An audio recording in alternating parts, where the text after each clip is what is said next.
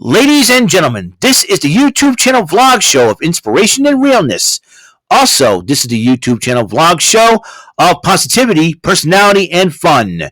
This is Eric Lima Shenanigans of 1977, and now the perpetrator of these shenanigans, Big Beefy E himself from his Big Beefy Man Cave in New Bedford, Massachusetts, Mr. Shenanigans himself, and the two-time Chilling 3000 2022 End of the Year Awards winner, Eric M. Lima. Thank you very much, Mr. Announcer, sir. Well, hello there, everybody. Welcome to yet another episode of Eric Lima Shenanigans of 1977. But ladies and gentlemen, this is an ordinary episode. This episode 400. We have made it here. Now, don't worry about what happened to my face. I just finished up shaving, so a lot of nicks and cuts here and there.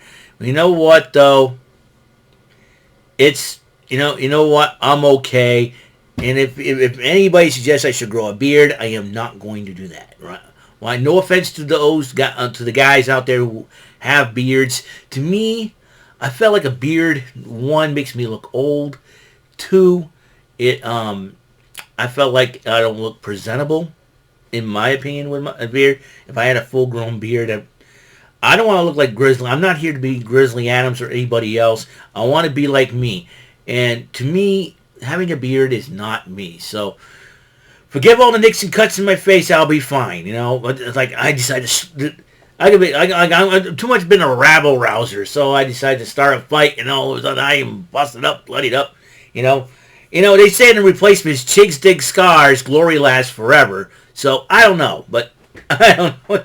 No, chicks will dig you. Man, whatever. So, yeah, I'll be fine, I'll be fine, I was like, oh my God, are you okay? I'm fine.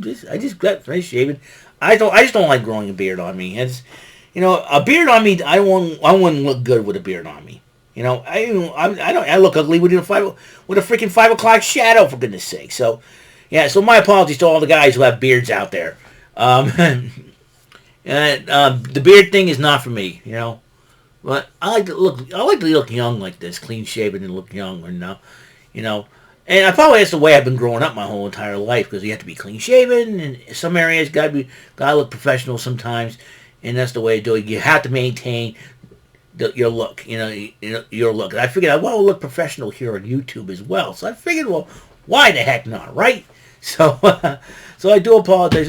People say, to follow what everybody does and everything else. That's cool, but I like to stay clean shaven. Just me. So I can go, so people can look at my smiling face. So I can say hi to everybody out there. I don't want to hide this face. No way. I'm not hiding this face. I think I'm a coward. Nuts. Also want to grow a beard, be Santa Claus for a day. Ho, ho, ho, Merry Christmas to you. There you go, punch in the face. Whap! No. Hey, you want your Christmas gift? Yeah, I want my Christmas gift. Oh, here you go, punch in the face. There you go. Hey, you see that? Yeah. Whoop. Pick out 2. 1, 2. I'm having fun. I love you people out there. I love you good people out there. We got to talk about what happened on Impact last night. This is the fallout from No Surrender. The Bullet Club came out after their 6-man tag victory over Time Machine, that week Kushida and the Motor City Machine Guns. And the Bullet Club, though, picked up a victory of their own with Kenta, formerly known as Hideo Watami, for those of you, as they, as they picked up the victory over Time Machine. And they decided, well, who's the best team ever? They respect them. So the Machine Guns said, hey, you know what? We'll find out who the best is. Well, they want to wait that sacrifice. They want Bullet Club wants to challenge the sacrifice, but then Alex Shelley goes, you know what? Why wait? Let's find out right now. Let's see if we can make this match happen. It'll be both shook hands. So the tag team titles, will that match up? Oh, and Ace Austin and Chris Bay are known as ABC, Ace Bay Connection. And when they're not on Impact, they were accompanied by Ace's girl, Gia Miller. The the glamager, as she calls, and she's pretty cute too, Gia Miller. But she does backstage interviews. Speaking of Gia Miller, hysterical Shane Haste, formerly known as Shane Thorne and/or Slapjack from the WWE days, when he formed a team with Mikey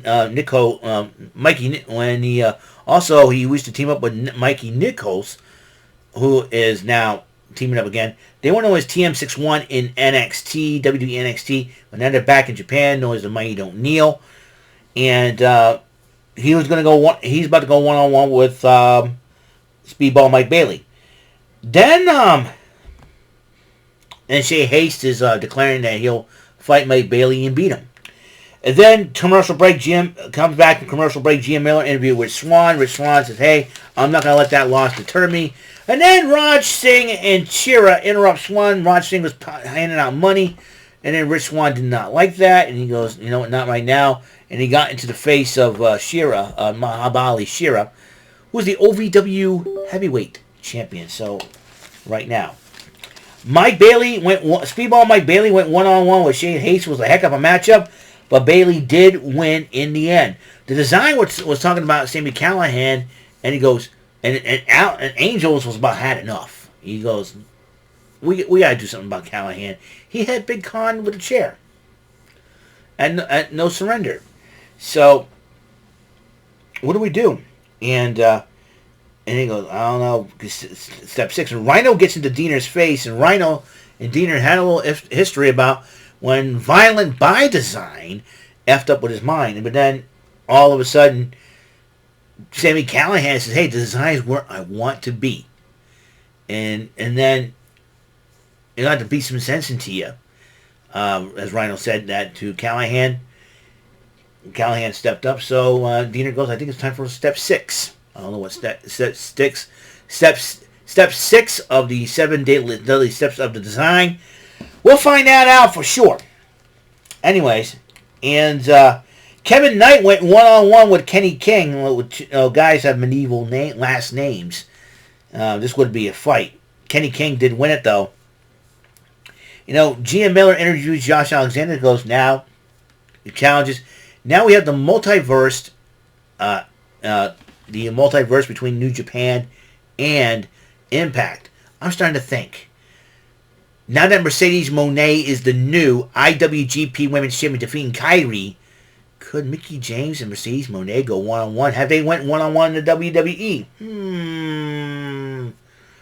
Who knows for sure? So anyways, so there's Steve Mack, because Josh Alexander has to defend his title against Kushida at the Multiverse United. Steve Macklin interrupts Alexander and said, Hey, I hope you keep that title. I want you to keep that title because I want to face the best. And you know what? God respects Steve Macklin to tell Josh Alexander, hope he keeps the title. So the doctor was telling Santino Marella and Dirty Dango, what a weird dude. He's funny. And, you know, I remember he responded to a tweet of mine. He says, you're from New Bedford? That's where I used to be a fisherman. I'm starting to wonder. I'm starting to wonder about Dango.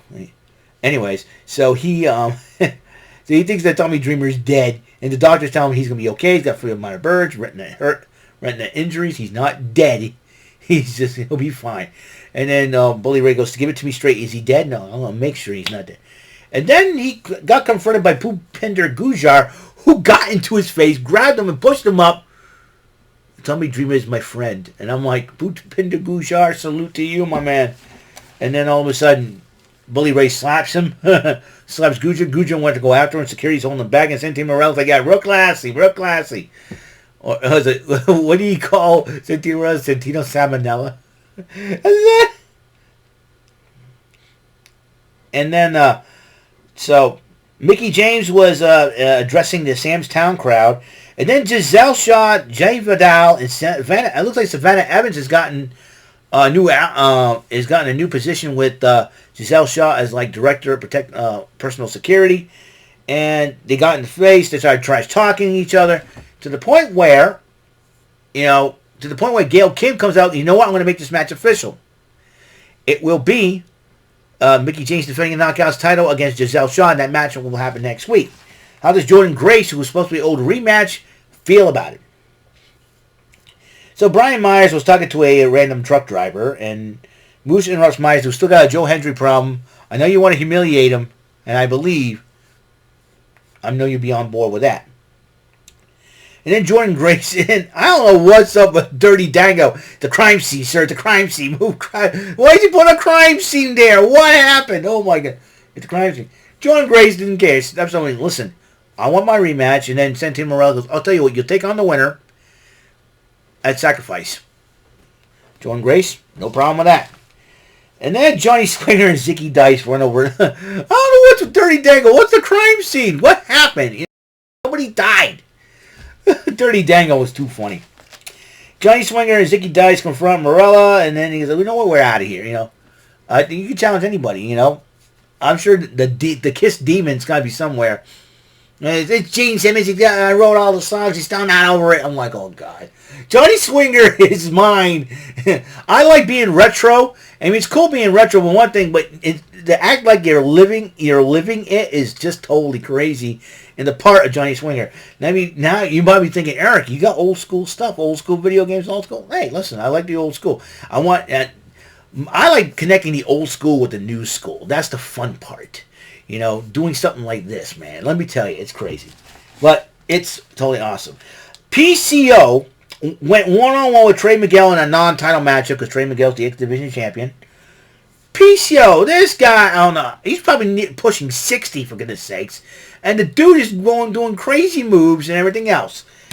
And then during the matchup, Eddie Edwards gets involved, clobbers in the PCO in the back with a shovel.